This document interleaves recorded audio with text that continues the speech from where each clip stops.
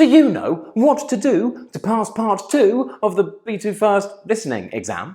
Well, maybe you do, and maybe you don't. How am I supposed to know? I don't even know who you are. But if you are going to take the B2 First listening exam, then you definitely need some practice. So, let's go.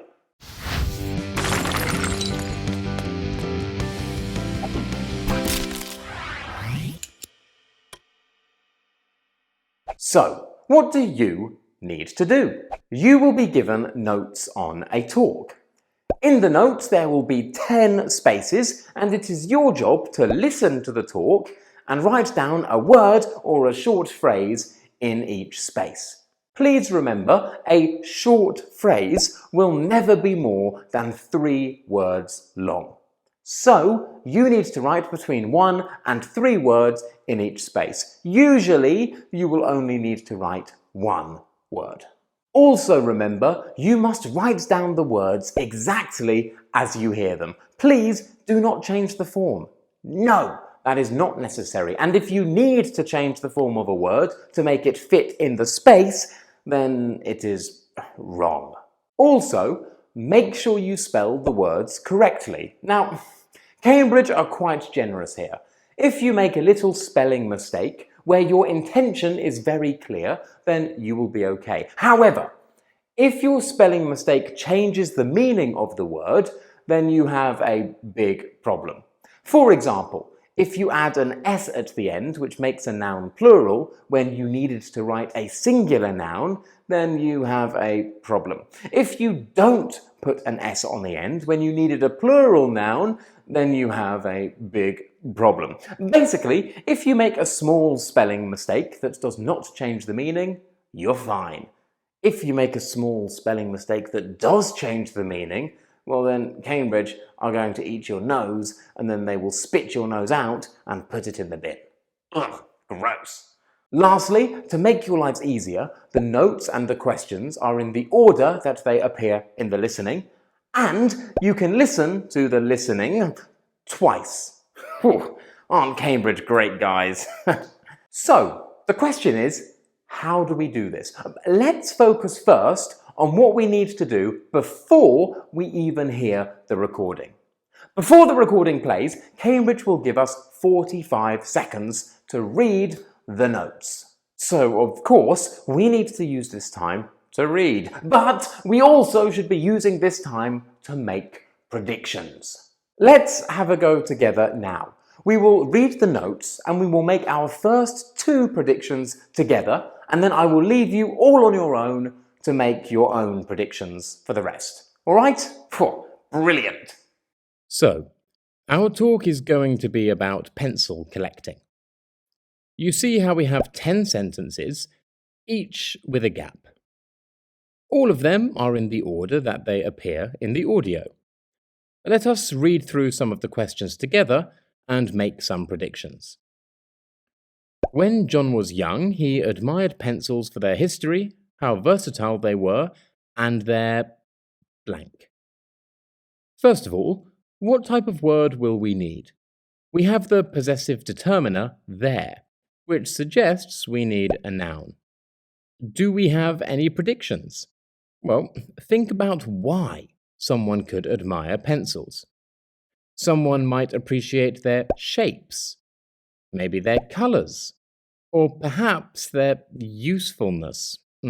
Who knows? But we have some ideas in our head. Maybe write these ideas down on your question paper, if you have time. He received his first pencil when he was blank. Okay, this is better. It seems here that we need an age, so we can predict a number. Okay, easy. Wow, what an exciting topic. I love pencils. Don't you? I hope you're not one of those people that prefers pens. Ugh, pens, they're disgusting. So now we have made predictions for our first 2 questions. I'm going to leave you alone and give you 45 seconds to make predictions for the remaining 8. All right? Goodbye.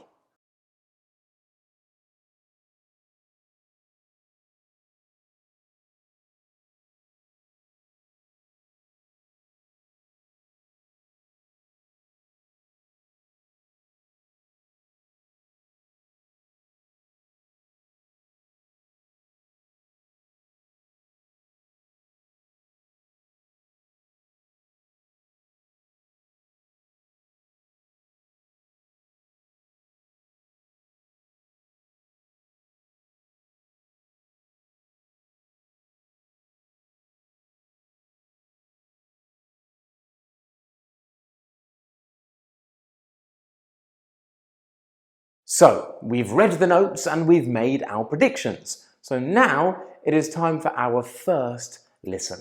During the first listen, we need to do 3 things. Number 1, we need to build a mental map in our head of the listening. This will prepare us for the second listening. Number 2, we need to try and check any predictions that we've made. And then number 3, we need to try and write down as many answers as we can, obviously. However, please, if you get stuck in your first listening, please do not focus on what you cannot do, because then you will get lost, and then you're not going to be able to build a mental map in your head in preparation for the second listening, and then the second listening will be like your first listening. And if the second listening is like your first listening, then you basically only get to listen once, and that's not enough. So, God, if you cannot understand a word, if you cannot understand a sentence, just move on, forget about it, make sure you do not get lost, because once you're lost, you're lost, aren't you? So, it's not good. Right then, let's have a go. I'm going to play the recording now for your first listen, and then we are going to check 2 of our answers together. After that, you are going to do the remaining 8 on your own, okay? Right. We will listen to the first 2 answers together. I will pause the recording and we will then work out what the answers are. Then you will do the rest on your own. So, let's go. I stand before you as a man with a passion for collecting pencils. What may seem like a simple object to many holds a world of fascination for me. So, let's embark on this journey together. Before we delve into the details, let me briefly share how my love affair with pencils began. As a child, I was enchanted by the versatility of pencils, their vibrant colors, and the stories they could tell. Each pencil seemed to hold a unique personality, waiting to be discovered. This fascination grew over the years, and although I received my first pencil when I was a young boy, it was not until I was a teenager that I became an avid pencil collector. So, for the first answer, I heard the word colours. So I will write that here and then check it on my second listening. For question 2, we have a problem. I predicted a number, but I didn't hear any numbers, so my prediction was wrong. I heard the words a young boy, and I heard the phrase a teenager. So when I listen again, I will pay careful attention and then choose my final answer. Okay, this is great. Notice how we made some predictions before we listened. We've checked our predictions after our first listening, and then we've changed them in some way. This is good. You should be doing something like this. Honestly, this is the key to part 2. It's making predictions, then challenging them, and then challenging them again. And if you can do that, and do it well, you're going to have no problems with part 2. So, now we're going to listen to the remaining 8, and let's see how you do. If you do terribly and you're finding it really hard, don't worry, and please don't go back in the recording, because you're going to listen again. Okay? Right. Try and get as many as you can this time round, but like I said, if you find it difficult, don't worry, because you're going to listen again. Okay? Cool. Let's go. To truly appreciate the beauty of pencils, we must understand the art of pencil making. From selecting the finest graphite to encasing it in smooth wooden barrels, every step contributes to the creation of these fascinating objects. Although many may see pencil manufacturing as a purely scientific process, it is, in my opinion, a form of art, resulting in pencils that cater to different needs and artistic expressions. The most intriguing aspect of pencil collecting is the incredible diversity found within this seemingly simple item. Pencils come in an array of colors, shapes, sizes, and textures, making each one a unique treasure. Some pencils are designed for writing, others for drawing or shading, and some even have special features like erasers or dual tips. Exploring this vast spectrum of pencils not only reveals their functional variations, but also uncovers the rich history and cultural significance associated with different types of pencils. For me, this is not all about just amassing a large collection. Every time I come across a new pencil, whether it's a vintage find or a modern marvel, there's an exhilarating sense of exploration. I delve into the stories behind each pencil, learn about the artists who used them, and appreciate the unique design elements that set them apart. The joy lies in discovering hidden gems and connecting with the past, as well as embracing the innovation of the present. Lastly, I believe that sharing our passions enriches our lives and those around us. That's why I am here today, sharing my love for pencil collecting with all of you. I encourage you to explore your own passions, whether it's collecting pencils, stamps, or any other seemingly ordinary object that holds a special place in your heart. Let us foster a culture of appreciation and curiosity, celebrating the beauty that can be found in the simplest of things. So, how do you think it went? Do you think your predictions helped you? Let me know in the comments below. If you still have lots of blank spaces left, relax because we're going to listen again. And we're going to do that right now. So, let's listen again, and then I will play the recording back even slower and we will check our answers. Does that sound good to you? Well, it must do, because you don't have a choice, because I'm not actually here. This was recorded before you started watching it, okay? Yeah, that's how YouTube works. I stand before you as a man with a passion for collecting pencils. What may seem like a simple object to many holds a world of fascination for me. So, let's embark on this journey together. Before we delve into the details, let me briefly share how my love affair with pencils began.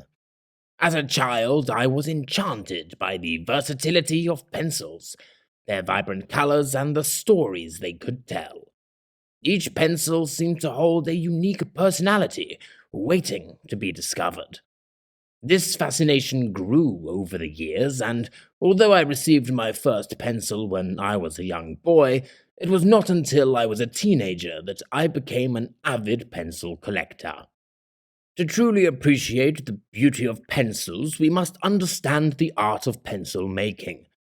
From selecting the finest graphite to encasing it in smooth wooden barrels, every step contributes to the creation of these fascinating objects. Although many may see pencil manufacturing as a purely scientific process, it is, in my opinion, a form of art, resulting in pencils that cater to different needs and artistic expressions. The most intriguing aspect of pencil collecting is the incredible diversity found within this seemingly simple item. Pencils come in an array of colors, shapes, sizes, and textures, making each one a unique treasure. Some pencils are designed for writing, others for drawing or shading, and some even have special features like erasers or dual tips. Exploring this vast spectrum of pencils not only reveals their functional variations, but also uncovers the rich history and cultural significance associated with different types of pencils. For me, this is not all about just amassing a large collection.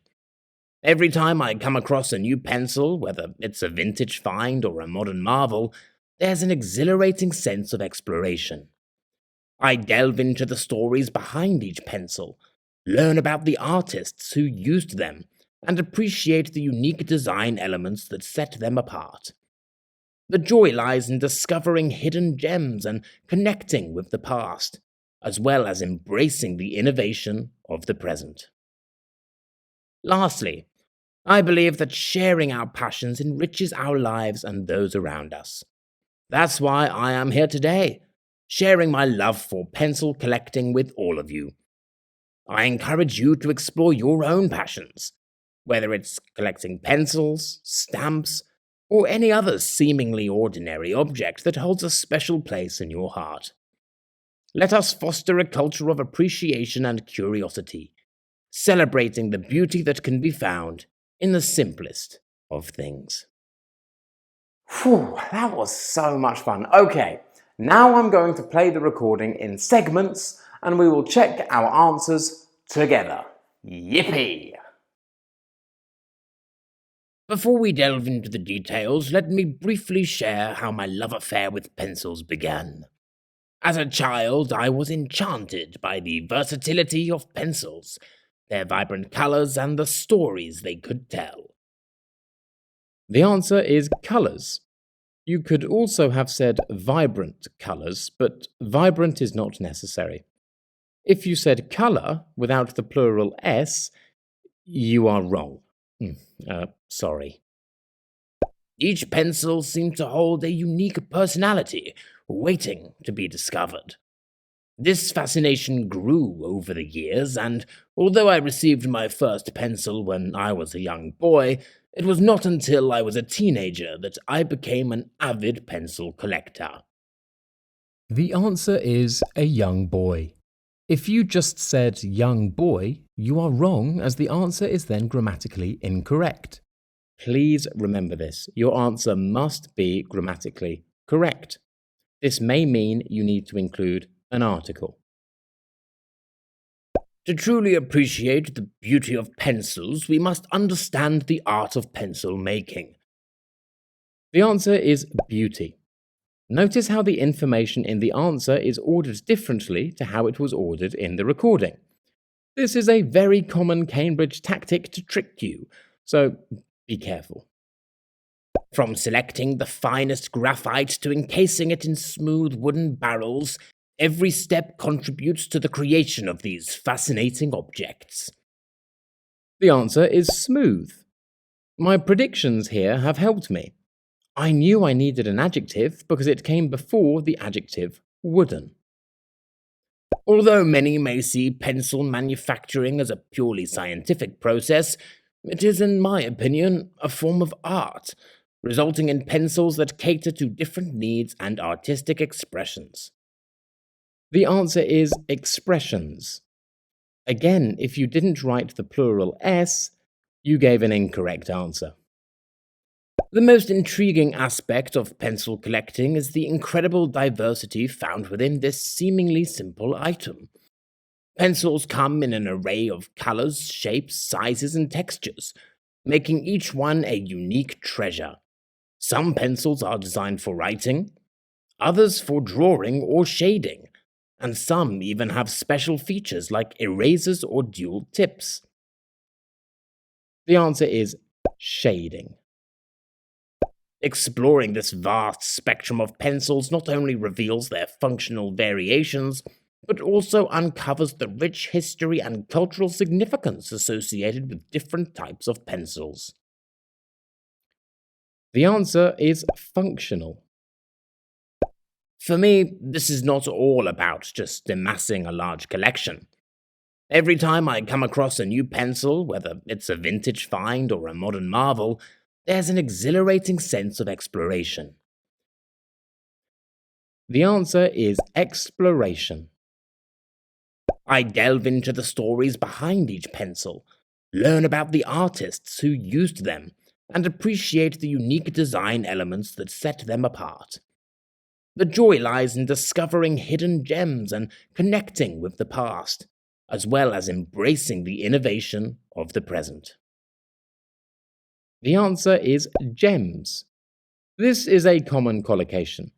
A hidden gem is something valuable but not well known. If you have come across this expression before, you may have got it correct before even hearing the recording, and if this is you, well done. Lastly, I believe that sharing our passions enriches our lives and those around us. That's why I am here today, sharing my love for pencil collecting with all of you. I encourage you to explore your own passions, whether it's collecting pencils, stamps, or any other seemingly ordinary object that holds a special place in your heart. The answer is passions. So, how did you do? Let me know in the comments below. And There we have it. That was how to do part 2 of the B2 First listening paper. If you liked the video, don't forget to smash that like button, subscribe if you haven't already, leave a comment down below. My name is Toby and this was Smash English.